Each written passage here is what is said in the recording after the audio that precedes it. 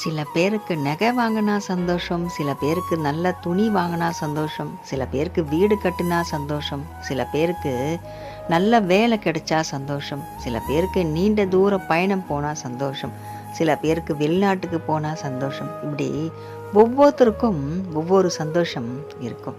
ஆனால் இன்னும் சில பேருக்கு கேட்டிங்கன்னா சந்தோஷமே வேணாம், நிம்மதியாக இருந்தாலே போதும்னு நினைக்கக்கூடியவங்களும் இருக்காங்க.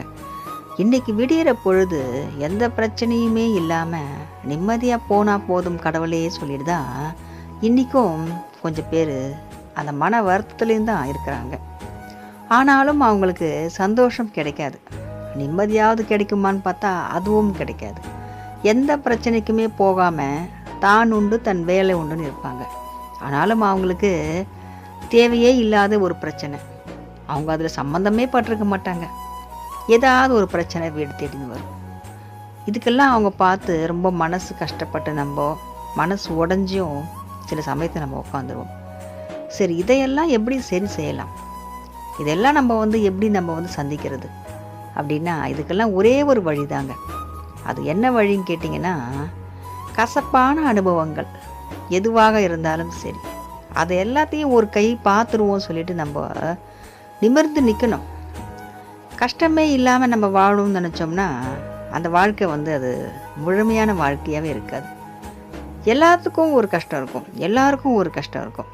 ஆனால் நம்ம கஷ்டமே வாழ்க்கையாக இன்றைக்கி வாழ்ந்துட்டுருக்கோம். அந்த மாதிரி ஒரு சூழ்நிலை இருந்துச்சுன்னா கஷ்டத்தை நம்ம எதிர்பார்த்துட்டே இருப்போம். பிரச்சனைகளை கண்டு நம்ம பயப்படவே கூடாது. யார் என்ன பிரச்சனை பண்ணால் என்ன, நம்ம ஓடிக்கிட்டே இருந்தோம்னா ஓடிக்கிட்டே தான் இருக்கணும், நம்மளை துரத்திக்கிட்டே இருப்பாங்க. நம்ம கொஞ்சம் அப்படி ஸ்டெடியாக நின்று திரும்பி பார்த்தோம்னா யோசிக்க ஆரம்பிப்பாங்க, என்னடா இது துரத்தணும் இப்போ நின்று நம்மளை துரத்துற மாதிரி பார்க்குறாங்களே அப்படின்னு அவங்க தலை தெறிக்கே ஓடி போயிடுவாங்க.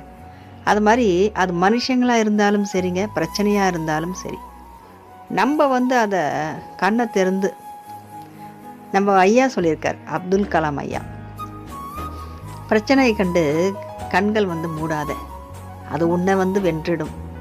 பிரச்சனைகளை நீ கண் திறந்து பார், அதை நீ வென்றிடலாம் அப்படின்னு சொல்லியிருக்காரு. அதனால் நம்ம பிரச்சனையை கண்டு பயப்படவே வேண்டாம். நம்ம நிமிர்ந்து நிற்போம், என்ன பிரச்சனை பார்ப்போம். வந்துட்டோம், பிறந்துட்டோம், எல்லாருக்குமே எழுதப்பட்டது நமக்கும் ஒரு நாள் போதான் போகிறோம். எல்லா பிரச்சனையும் நம்ம சந்திச்சுட்டு தான் போவோமே. அதுவும் இல்லாமல் நம்ம இன்றைக்கி சிவன் தந்தை நமக்கு இருக்கார், அவர் நம்மளை பார்த்துக்கிட்டு இருக்காரு. ஓம் நமச்சிவாயா. திருச்சிற்றம்பலம்.